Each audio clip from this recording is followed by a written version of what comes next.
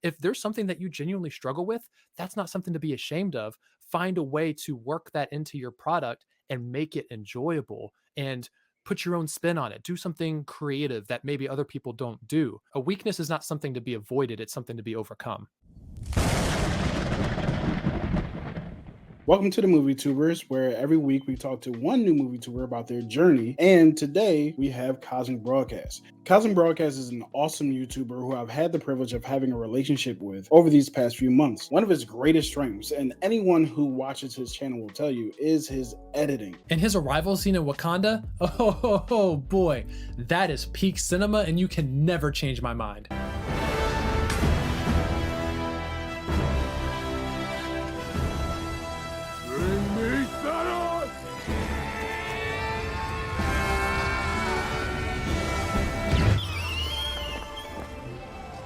I think I just peed a little.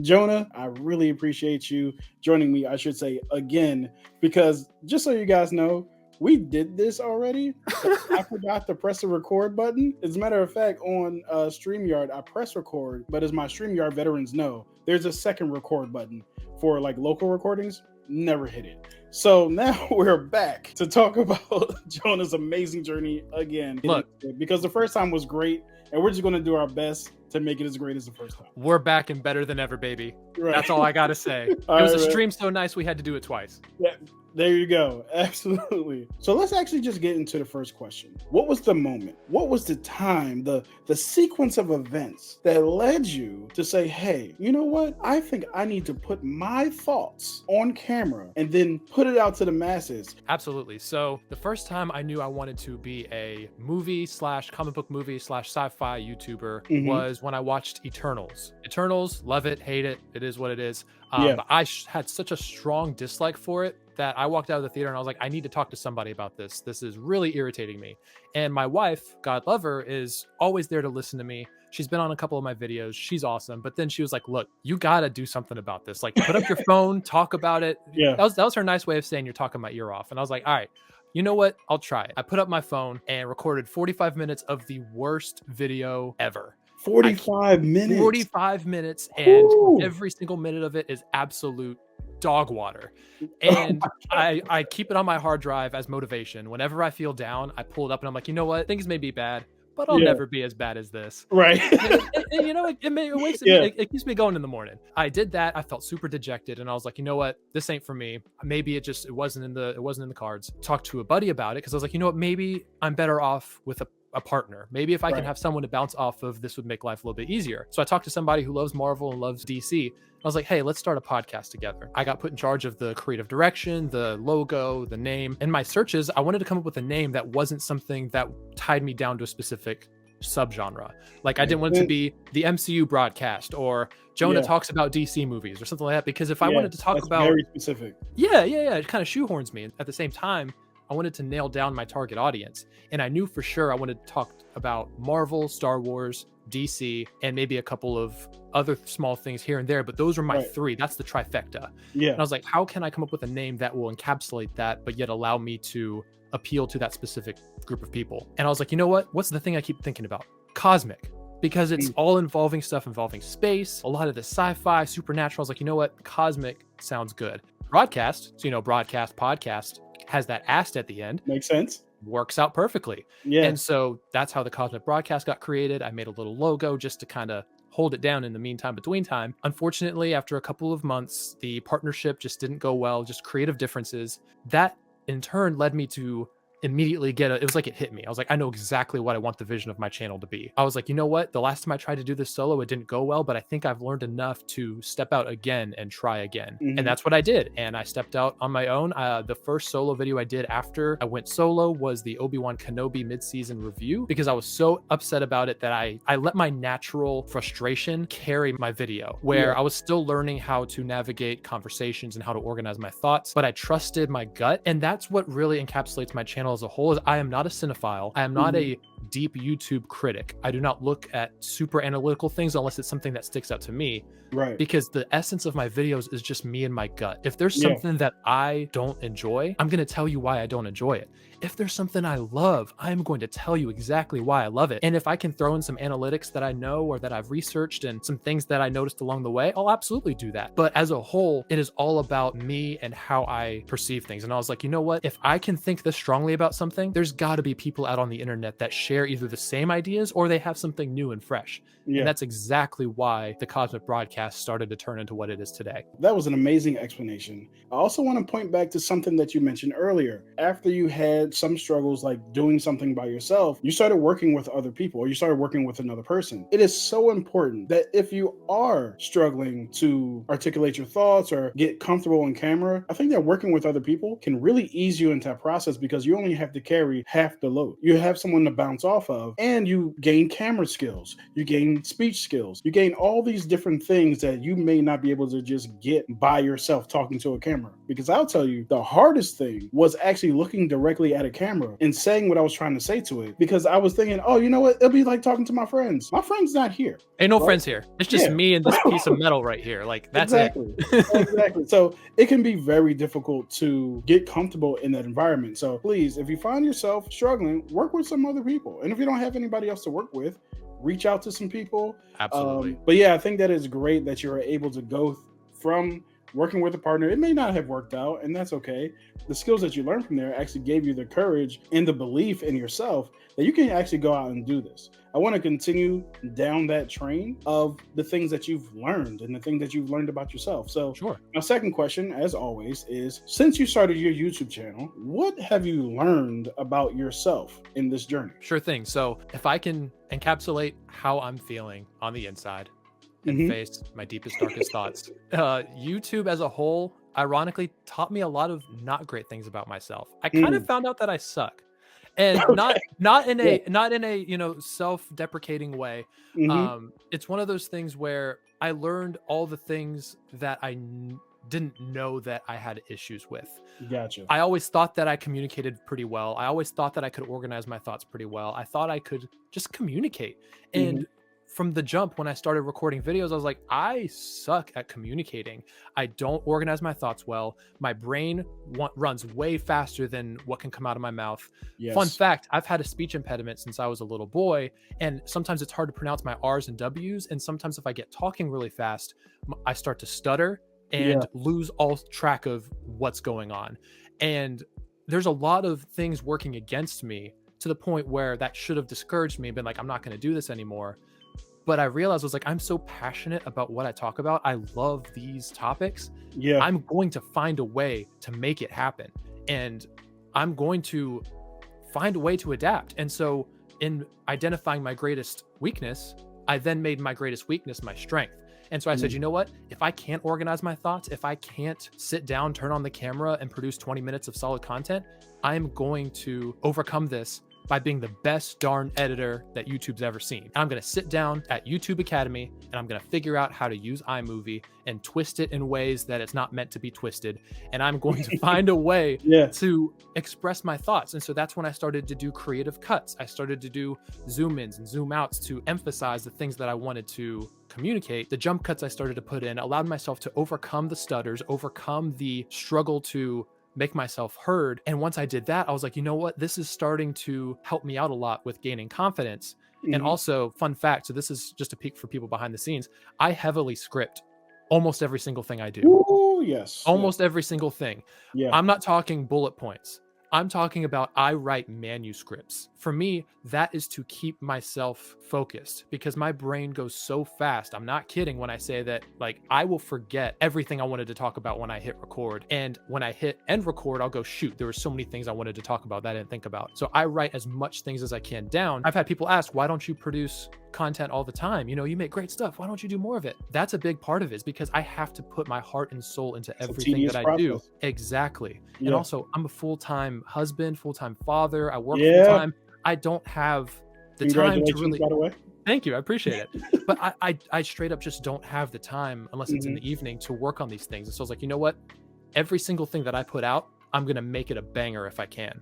Yeah. I'm going to put my heart and soul into it. If it takes 2 weeks to get this done, I'm gonna get it done. Yeah. And that's why once I became at peace with that and realizing that it's all about making sure my priorities were in a good order, that's when I started to find my routine start to kind of even out. And I started to really figure out my identity as a YouTube creator. A few of the things that you mentioned are important, which one is scripting. Scripting is beyond important. I don't script all the time, but when I need the script, I absolutely do. With something that's coming up, Napoleon, that's a movie I'm going to heavily script. Right. And then there's other movies I don't script. The Marvels, which I just saw, I didn't script that either. There's some things I need to do that with, and then there's some things I don't need to do that with. And for you, you need to do that with everything that you write because it is so intricate. So I want people to take away from that. Find your rhythm, find your flow, find what works for you, because what works for one YouTuber is not going to work for another. If you find that you have a 5-minute video and the recording that you made, you had to cut down from 60 minutes, I'm encouraging you to script, because that's telling me that there's a lot of ums and ahs, and I'm telling you from personal experience. There's a time where I had a 45-minute video that ended up being somewhere around 8, and all of it was from, I repeated myself. Like 15 minutes of this is stuttering. And also, here's a big one too.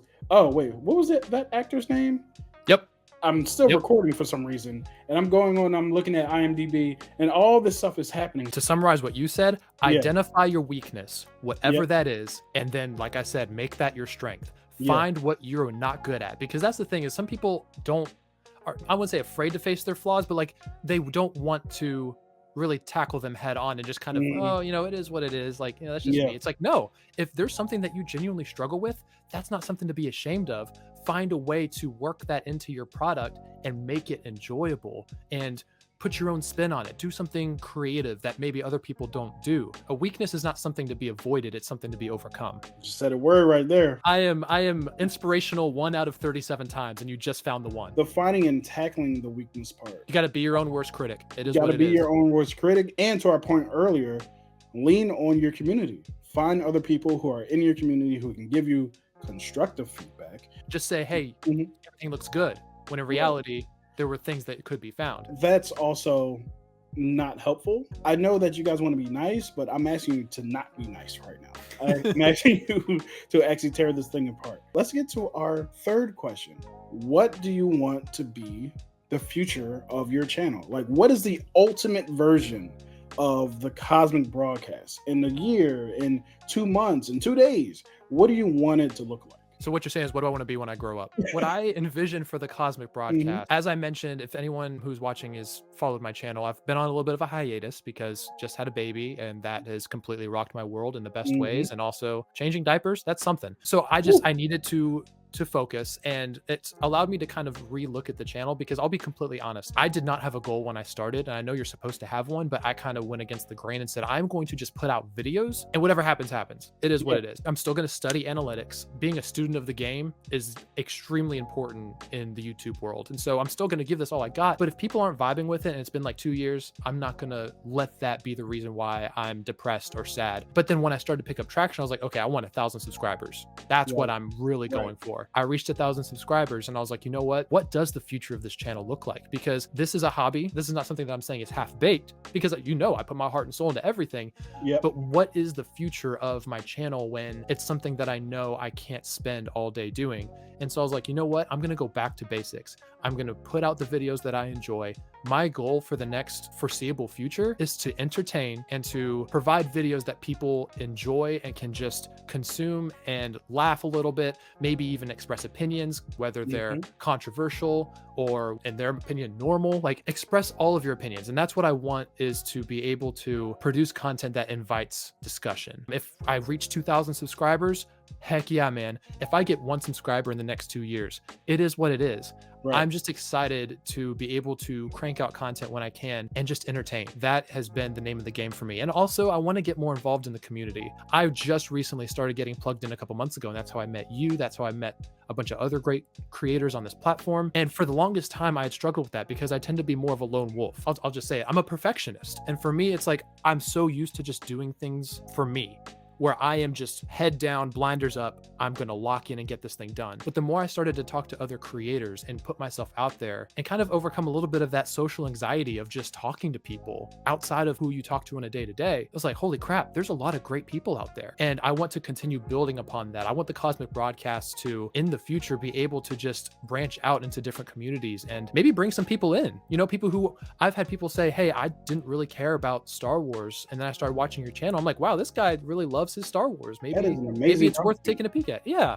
So I think for me, to entertain and to grow the community, those are my two biggest goals. That's awesome. Typically, when we put out this type of content, we want to hear back from people about what they think about either what we said, what their own opinion is. I know that for See For Yourself, the entire slogan was offering you my opinion about movies and encouraging you to. Why am I messing up my own slogan? I know my slogan was offer my opinion about movies, but encourage you to form your own. We want to engage with others, and not just for analytics or anything like that. I don't want to feel like I'm talking into the void. Exactly. See, that's the thing is when YouTubers say leave a comment down below, I know a lot of people, their brains switch off. They're like, oh, there they go. They're asking for comments, yada, yada. Yeah. That is a genuine request. We want people to comment because, yes, it does help the video out when it comes to performance, and it also does help rank it a little bit better. That's the side course. The main meal, the meat and potatoes, is the community and the conversation. I expressed an opinion. Let's hear yours. I'm 100% on board with that. So with that being said, us talking about the comment section and everything like that, I want to hear some comments from you, Jonah. That was smooth. That was smooth. On what you believe is a film that you've watched within your life that has either inspired you or challenged you in some way. So I wouldn't even say it really challenged me, but it 100% inspired me more than any other movie that I've seen. And it's actually pretty recent. Infinity War. I think I just peed a little. Is the movie that inspired me the most, not because of the content of the movie, but it's about the community. Going back to what we talked about, the community. Yes. That was the single-handed, no argument, best theater experience I've had in my entire life, and I genuinely don't think I'll ever get that back. I totally agree. Between both Infinity and Endgame, I cried in Endgame. Just like a baby in that crowd. Yeah. We all cried. There are grown men. Right. Look, we tough as nails. When the rubber hits the road, like, nah. Yeah. And I'm not even talking about like the Tony death scene. I'm talking about I'm watching the two factions run across the battleground at each other. And I'm like, just magical. I cannot believe what I'm watching right now. Magical. This is insane. The reason why I said Infinity War out of the two was because it was the first time. Yeah. Endgame, you're kind of expecting the camaraderie, but with Infinity War, I was sitting down, surrounded by these people, and the energy was electric. You could, the tension was palpable. Like, you just felt this community of people that have come together, regardless of our dislikes or likes or our ways of life, who we are. We're all together to participate in this event, not a movie, an event. We packed the house together. When Thor landed in Wakanda, the entire theater jumped up. I swear we caused a category 2 earthquake because the entire floor started shaking. We're fist pumping. We're high-fiving each other. I never met these people in my life, and I'm probably never going to see them again. But for a split second, we were all family. I walked out of that theater. First of all, I walked out of the theater speechless because of the ending with all, half of all of the heroes getting snapped away. Technically all half of creation, but it is what it is. I just remember thinking, I've never felt like this before. Because people can go, oh, Infinity War, that's just a comic book movie. It's like, it's not about that. It's about what it represents. And I will forever be touched by that day in the theater, and I still go back and think about it. I don't want to say I've been chasing that high ever since, but I've never found another experience like that yet. I'm not going to be pessimistic and say it's never going to happen again, but it's going to take a lot to get back to that. For me, I felt that way with Infinity War, of course, but I felt that way even more with Endgame, and it's not a competition here at all. Yeah. The reason why I felt that way even more with Endgame is because we just saw Loki season 2, and we won't give any spoilers away for anything like that, but it's incredibly hard to end things well. And they did it. Like, they pulled it off. And then when you think about going from 10 years worth of film, all these different intricate parts, and you guys were able to put this together. Everybody knows where Mantis came from. Everybody knows what Drax's issue is with the Kree or with Ronan. Everybody here is aware of all these intricate details of every single character on the screen. It all mattered. It all made sense. No one felt cheapened. Like that kind of achievement, I don't know if it'll ever happen again. And like you said, I'm not saying that it won't. To bounce off of what you said, the MCU up to that point before Endgame was a machine, and it Yep. was ongoing. It was never Yes. stopping. It was this train where even if it was a movie that sucked, it still made $1 billion because it was Right. just, they could do no wrong. It Yeah. was hit after hit after hit after hit. What made it so special, like you said, when you've experienced over 10 years of films that felt like they were always leading to something, Yep. to finally reach the conclusion. And people like to say, oh, Endgame wasn't the end. It was just, the end of a phase and the beginning of another one. No. No. In my opinion, you cannot convince me that that didn't feel like an end. You And can literally never put out another MCU specific movie again. That is the end of that saga.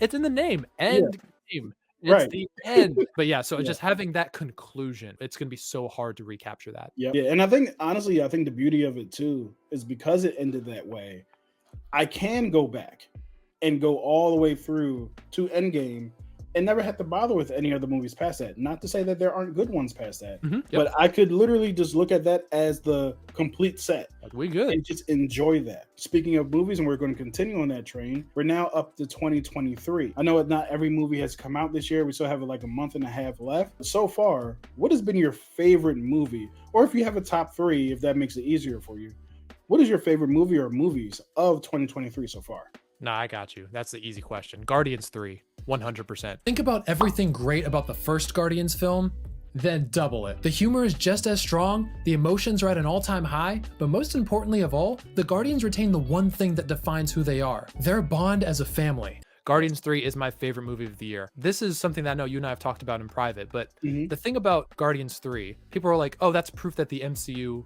isn't dead, or that fatigue is not real. It's like, well, first of all, superhero fatigue was never real. Like, and you've got a video that you're going to be hitting the nail on the head on that one. Yes, I am. The thing is that it was never about the MCU. People are like, oh, the MCU's back at its peak. This was not an MCU movie.